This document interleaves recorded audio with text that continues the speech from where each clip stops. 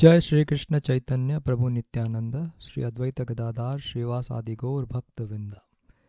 Hare Krishna Krishna Krishna Hare Hare, Hare Ram Ram Ram Hare Hare. So today we are going to discuss chapter 1 text 2. In chapter 1 text 1, which we saw in the last session, the Bhagavad Gita begins with Dhritarashtra actually asking a question to Sanjaya. So Dhritarashtra Vacha, he's saying that Dharma Kshetre Kurukshetre. So he is calling Kurukshetra as Dharma Kshetra. Dharma Kshetra means it's a place of pilgrimage. So in the place of pilgrimage, the Kurus and the Pandus, they have assembled to fight. Yeah, so Samaveta Yuyutsavaha. So desiring to fight, they have assembled there. Right? Who has assembled? Mamaka Pandavas Chaiva. My sons and the sons of Pandus have assembled there. And then he's asking a question, Kim Akurvata Sanjaya? What did they do? So normally if somebody comes to fight, then they should fight. Right? I mean, if somebody has gone to a restaurant to eat, so normally they would eat. So similarly, this question was kind of confusing because he had a doubt whether the fight would happen or not. And the reason was because Kurukshetra or Dharmakshetra is a Dharmakshetra, so that effect of the place of pilgrimage may affect their mind actually, and they may not decide to fight. Or the Pandavas and then Bhishma and Drona, because they are all pious people, so it acts on pious people's brain or the mind, and they may decide not to fight. But Dhritarashtra wanted this fight to happen, so that's why he's asking this question.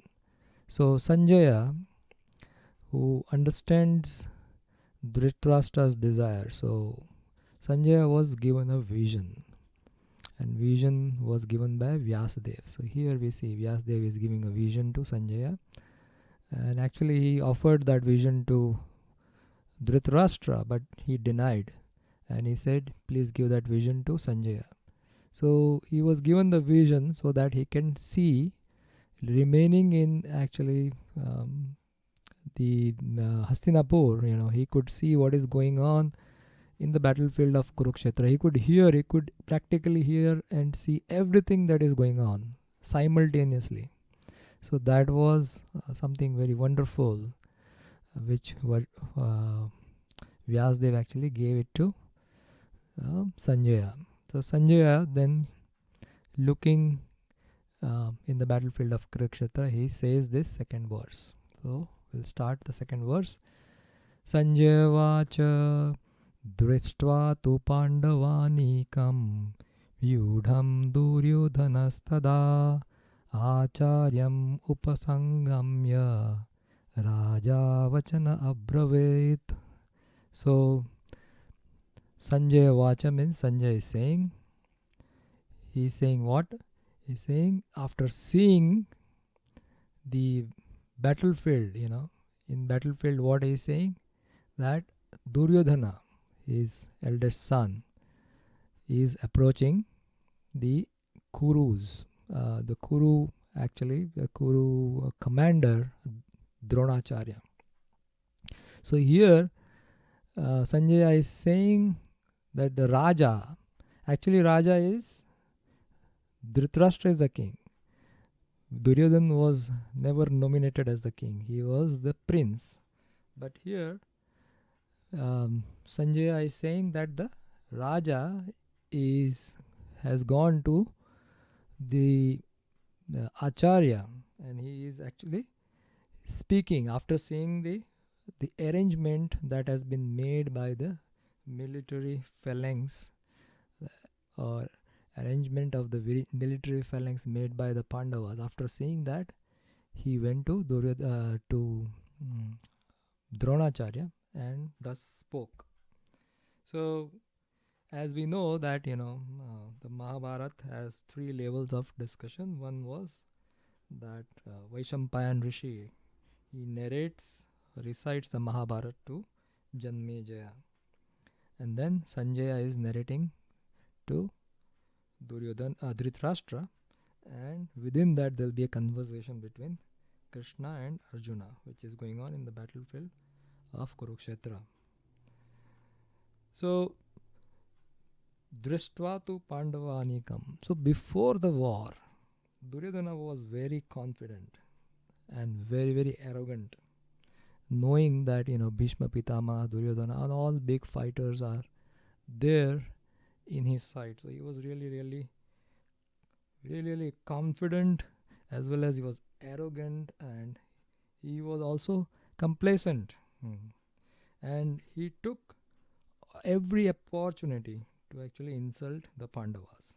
So what he did, he sent the son of Shakuni, his name was Ulupi. He sent the son of Shakuni before the war to the Pandava camp to provoke the Pandava. And he gave the instruction to Ulupi to insult each and every one of the Pandavas. So we can see that, Duryodhan, had a lot of anger and envy towards the Pandava. But actually this didn't happen overnight. So there is a history behind that. And we'll see the history. So as we know from Mahabharata that Dhritarashtra was born blind. So his brother, who was younger to him, Dhritarashtra was elder. So Pandu, his name was Pandu, he became the king. And he conquered a lot of kingdom, he expanded his kingdom. And then eventually, after ruling for many, many years, his mind actually shifted. So he was no longer charmed by the kingly affairs. So he went to forest, and his wife, he had two wives, Madri and Kunti Devi. So they also accompanied him. And then Pandu, he made Dhritarashtra as the king.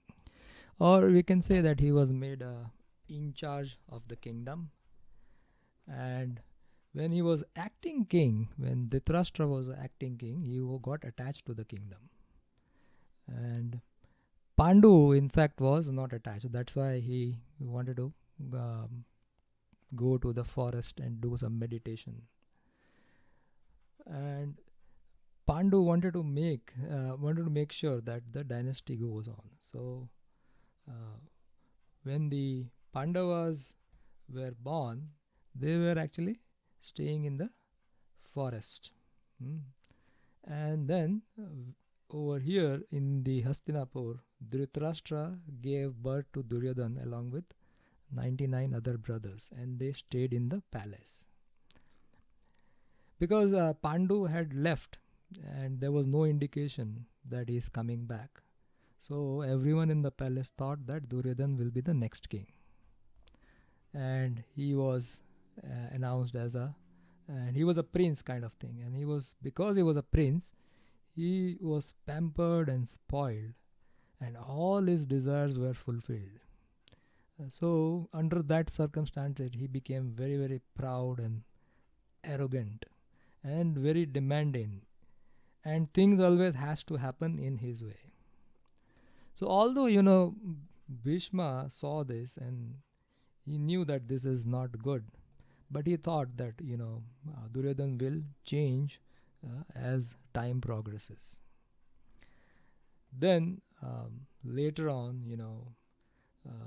the Maharaj Pandu, due to some circumstances, he has to pass away, and along with that, Madri also performed the sati. So then Kunti, along with the Pandavas, they came back.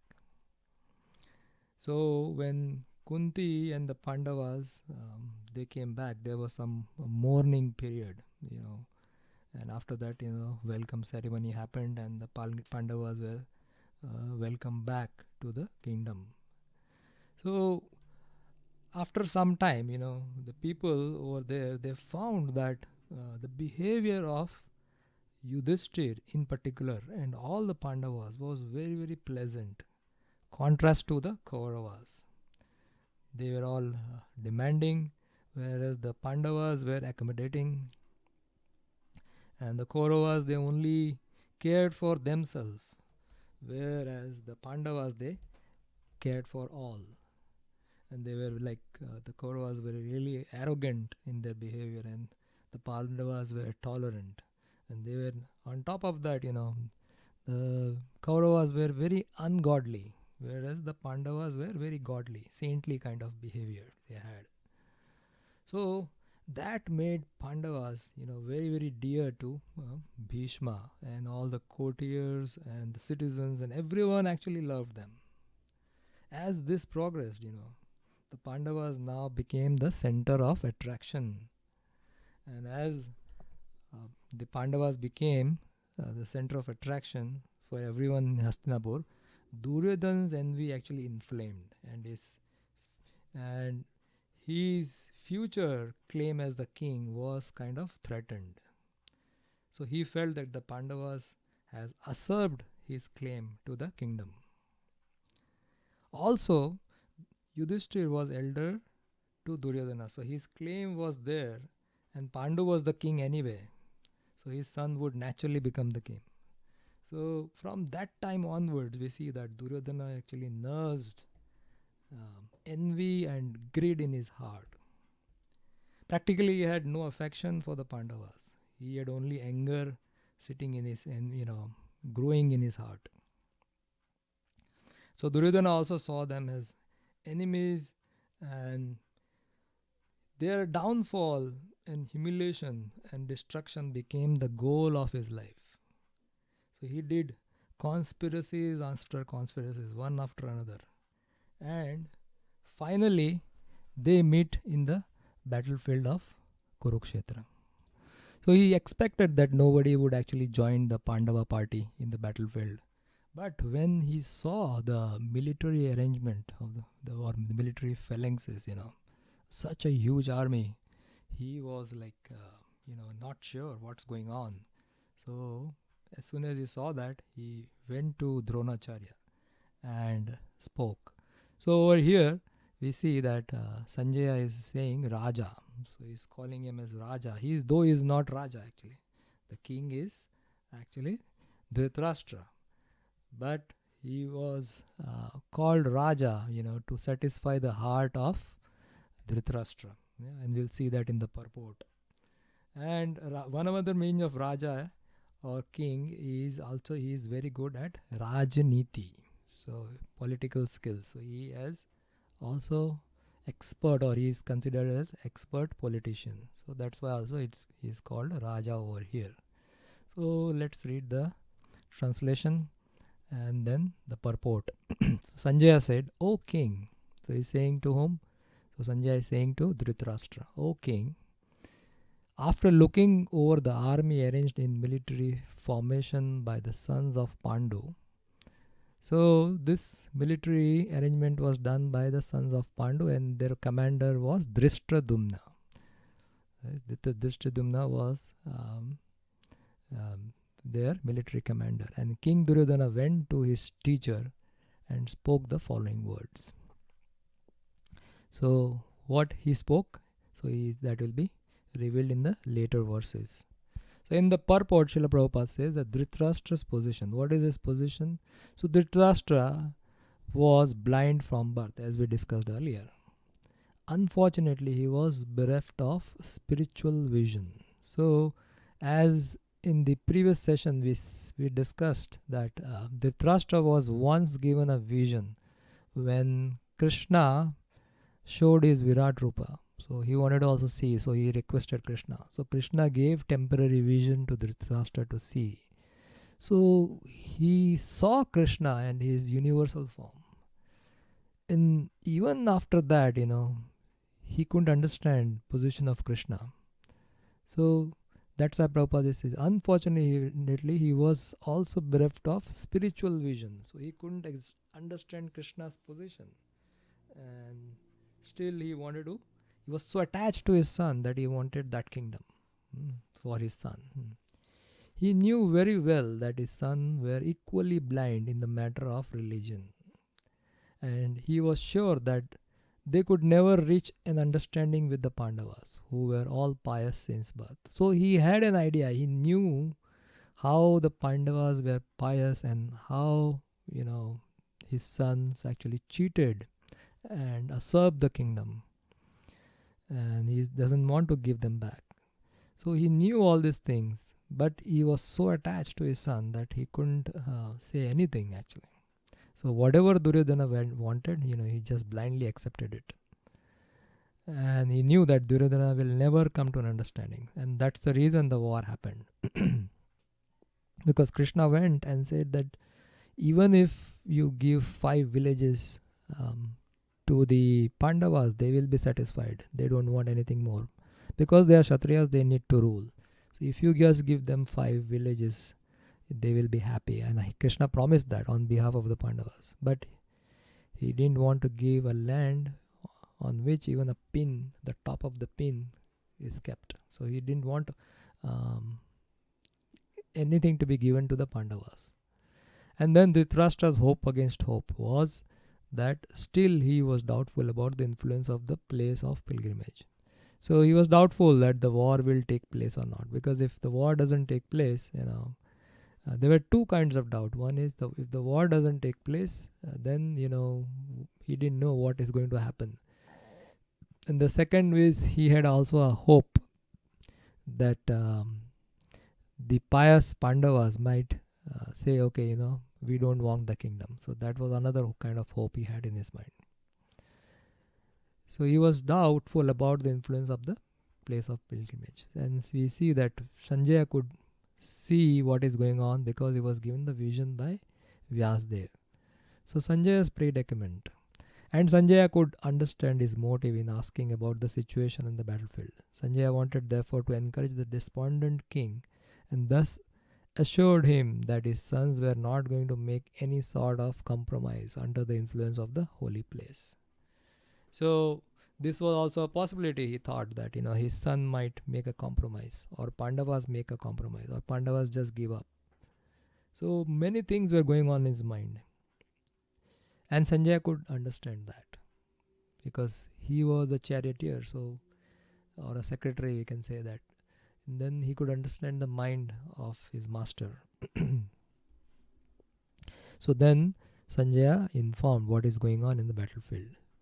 Sanjaya therefore informed the king that his son Duryodhana, after seeing the military force of the Pandava, at once went to the commander-in-chief Dronacharya to inform him the real position. So this side, the Kaurava side, the commander-in-chief was Dronacharya. And on the other side, it was Dhristadyumna.